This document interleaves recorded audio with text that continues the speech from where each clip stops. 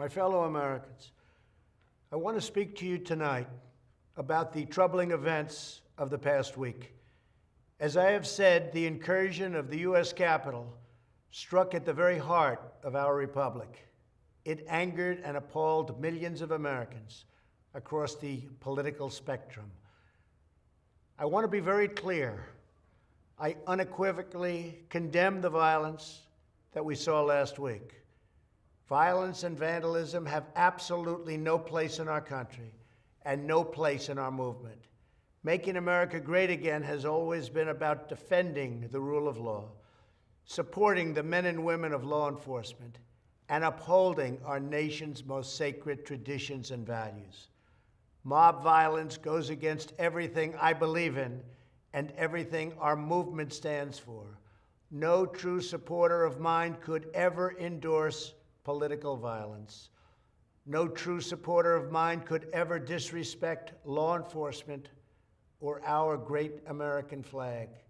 No true supporter of mine could ever threaten or harass their fellow Americans.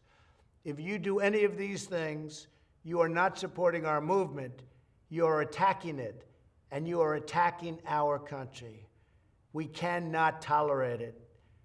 Tragically, over the course of the past year, made so difficult because of COVID-19, we have seen political violence spiral out of control.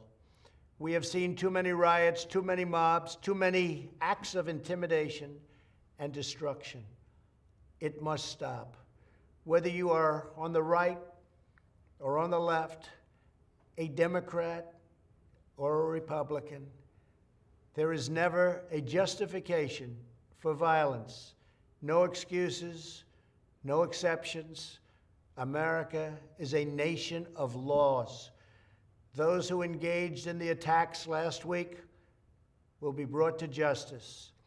Now I am asking everyone who has ever believed in our agenda to be thinking of ways to ease tensions, calm tempers, and help to promote peace in our country. There has been reporting that additional demonstrations are being planned in the coming days, both here in Washington and across the country. I have been briefed by the U.S. Secret Service on the potential threats. Every American deserves to have their voice heard in a respectful and peaceful way. That is your First Amendment right. But I cannot emphasize that there must be no violence, no law-breaking, and no vandalism of any kind. Everyone must follow our laws and obey the instructions of law enforcement. I have directed federal agencies to use all necessary resources to maintain order. In Washington, D.C., we are bringing in thousands of National Guard members to secure the city and ensure that a transition can occur safely and without incident.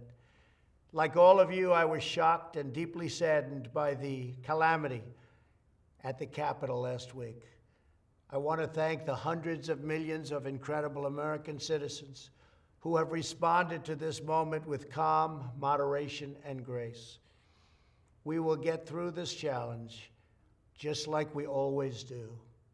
I also want to say a few words about the unprecedented assault on free speech we have seen in recent days. These are tense and difficult times. The efforts to censor, cancel, and blacklist our fellow citizens are wrong, and they are dangerous. What is needed now is for us to listen to one another, not to silence one another. All of us can choose by our actions to rise above the rancor and find common ground and shared purpose.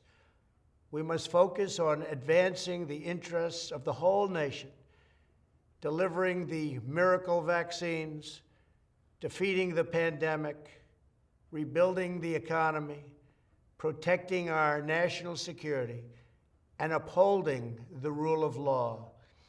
Today, I am calling on all Americans to overcome the passions of the moment and join together as one American people. let us choose to move forward united for the good of our families, our communities, and our country. Thank you, God bless you, and God bless America.